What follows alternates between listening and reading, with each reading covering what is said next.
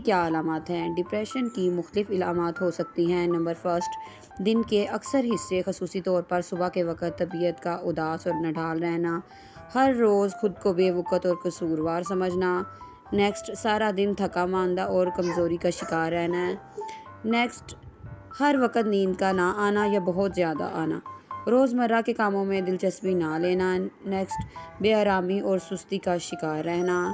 اس کے علاوہ بلا وجہ وزن کا کم ہونا یا بڑھتے جانا، ہر وقت مرنے یا خودکشی کے بارے میں سوچنا۔ اس کے علاوہ بھی علامات ہو سکتی ہیں، مثلاً مسلسل رہنے والی اداسی اور نا امیدی، نہ ختم ہونے والی سوچیں اور چڑچڑاپن۔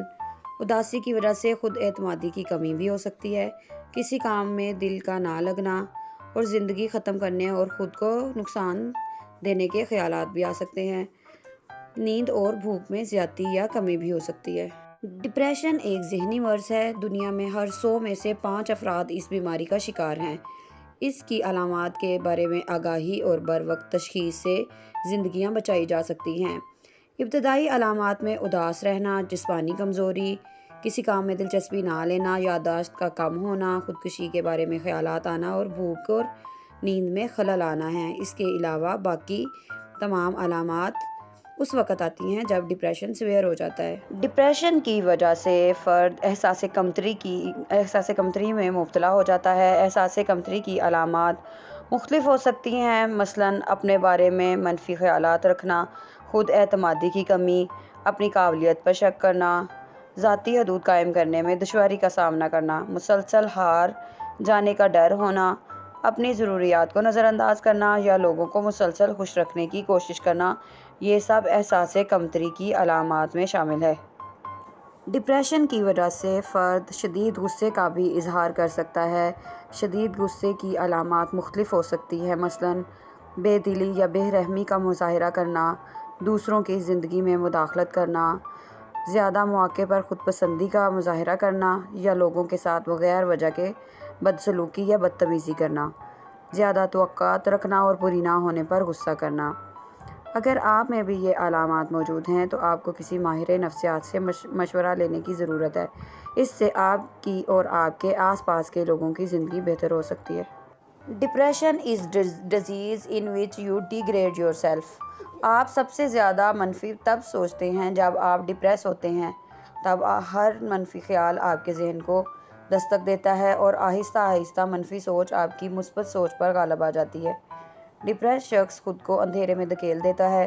اس کی منفی سوچ اس حد تک قابض ہو چکی ہوتی ہے کہ پھر اسے نہ امید کی کرن نظر آتی ہے، نہ روشنی کی چاہ رہتی ہے۔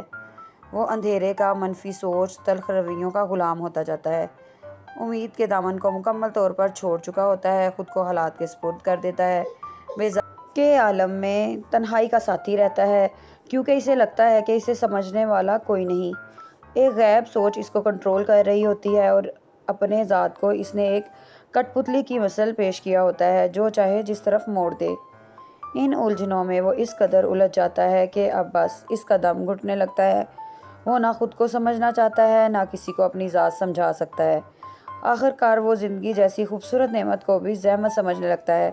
اسے اس بات کا یقین ہوتا ہے کہ جو وہ سوچ رہا ہے اور جو اس کا نظریہ ہے وہ بالکل صحیح ہے اور کسی کو اس کی پرواہ نہیں۔ اپنی غلط سوچ پر اسے یقین ہوتا ہے اور پھر ان غلط فیصلوں میں مزید ایک غلط فیصلہ کرتا ہے اور وہ ہے حرام سزا، جسے خودکشی کہتے ہیں، اور وہ خودکشی کرنے پر مجبور ہو جاتا ہے۔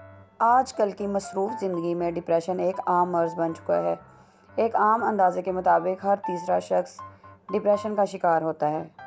پاکستان کی 34% آبادی ڈپریشن کا شکار ہے اور اس ڈپریشن کا علاج کرنے والے ماہرین نفسیات کی تعداد انتہائی کم ہے اور ہر 20 لاکھ کی آبادی کو صرف 400 ماہرین میسر ہیں۔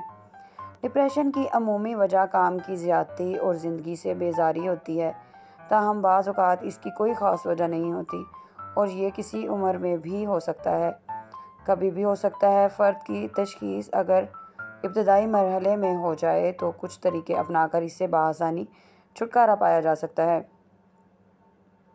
غصہ، تناؤ اور پریشانی کے موقع پر سر پر ٹھنڈا پانی ڈالنا دماغ کو پرسکون کرتا ہے۔ اس بارے میں حضرت علی رضی اللہ تعالیٰ عنہ نے بھی فرمایا ہے، جب کبھی ایسا دکھ محسوس ہو جس کی وجہ معلوم نہ ہو سکے تو اپنے سر پر ٹھنڈا پانی ڈالو۔ ذہنی دباؤ کو کم کرنے کے طریقے یا سٹریس کو مینیج کرنا سیکھیں۔ سٹریس یا ذہنی دباؤ کو 21ویں صدی کی سب سے مہلک وبا قرار دیا جا رہا ہے۔ نوجوانوں میں خودکشی کے بڑھتے ہوئے رجحان کا سبب ذہنی دباؤ یا ڈپریشن ہی ہے۔ جو لوگ اسے خود پر حاوی کرتے ہیں، یہ ان کی جسمانی، جذباتی اور ذہنی تینوں قسم کی صحت کو تباہ کرنے کا سبب بن جاتا ہے۔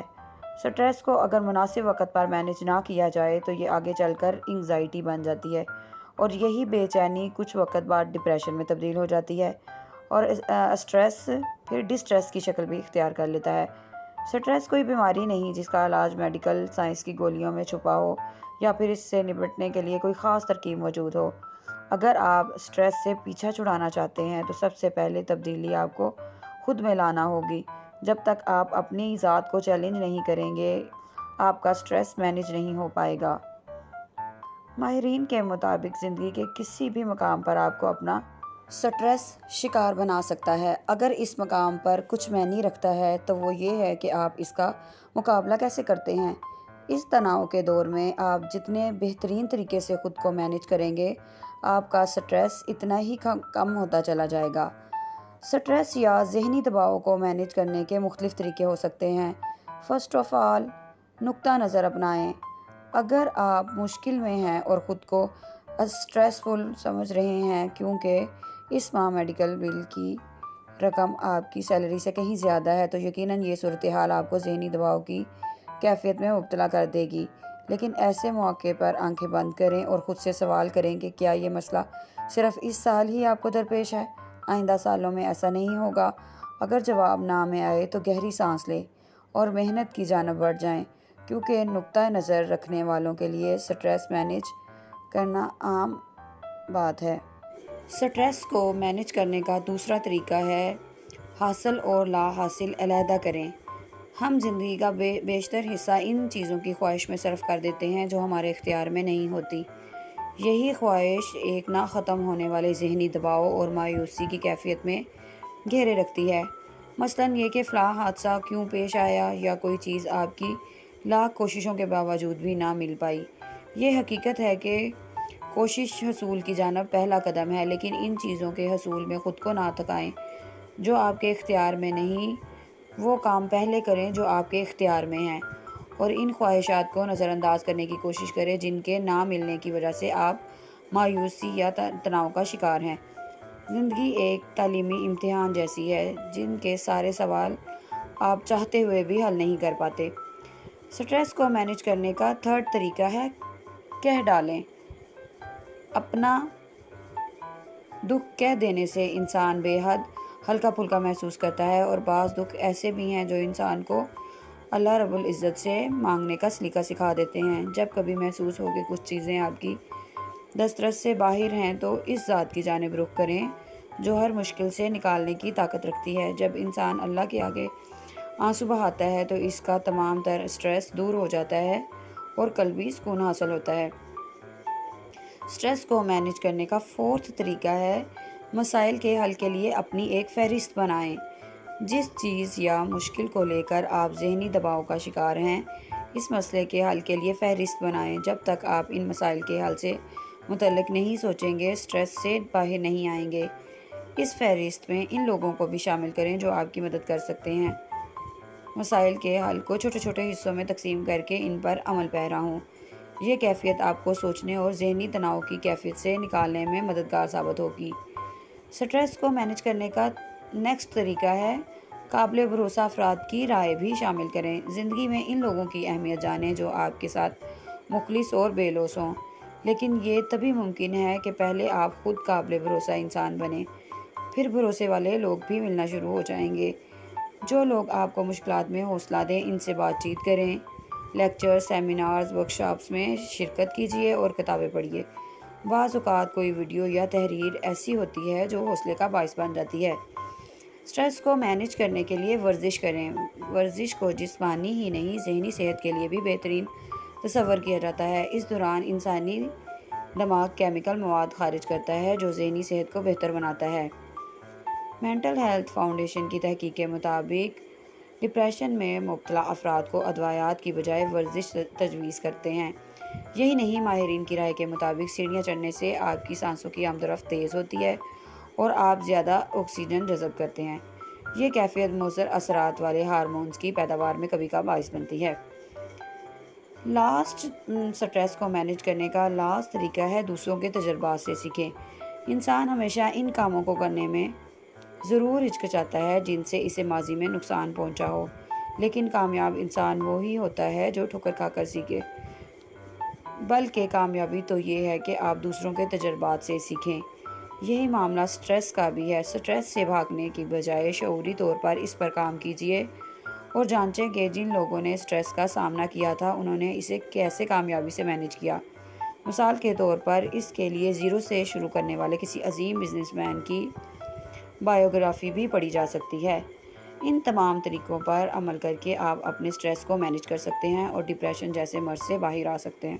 سٹریس کم کرنے کے اور بھی مؤثر طریقے موجود ہیں جس سے آپ اپنے ڈپریشن کو ختم کر سکتے ہیں۔ مثلاً ورزش کریں، گہری سانس لیں، اچھی غذا کھائیں، تیز رفتار زندگی میں ٹھہراؤ لائیں، مشاغل کے لیے وقت نکالیں، اپنے مسائل پر بات کرنا سیکھیں، اپنے لیے آسانی پیدا کریں اور سٹریس کے محرکات کو ختم کرنے کی کوشش کریں۔ جس وجہ سے آپ کو سٹریس محسوس ہوتا ہے اس کی ریزن کا پتہ چلائیں اور اس پر کام کریں۔ ڈپریشن کے رسک فیکٹر مختلف ہو سکتے ہیں۔ مختلف وجوہات کی وجہ سے ڈپریشن ہو سکتا ہے۔ بہت میجر النس کی وجہ سے بھی ڈپریشن ہو سکتا ہے اور اس کے علاوہ جینیٹکس فیکٹر بھی ہو سکتا ہے اور کسی ٹرامے کی وجہ سے بھی ڈپریشن ہو سکتا ہے۔ ڈپریشن کی ٹریٹمنٹ کے لیے سائیکو تھراپی یوز کی جاتی ہے، مختلف میڈیسن یوز کی جاتی ہے اور ہاسپٹلس میں بھی ایڈمٹ کیا جا سکتا ہے۔ سیویئر ڈپریشن کے سبب ہاسپٹلائزیشن بھی ہو سکتی ہے۔ لاسٹ میں کون سی غذائیں ایسی ہیں جن کا استعمال کر کے آپ ڈپریشن اور انگزائٹی جیسے مرض سے باہر آ سکتے ہیں؟ فرسٹ، ویجیٹیبلز کا استعمال زیادہ کریں۔ سیکنڈ، چاکلیٹ کا استعمال زیادہ کریں۔ تھرڈ، ایووکیڈو کا اور فروٹس کا استعمال زیادہ کریں۔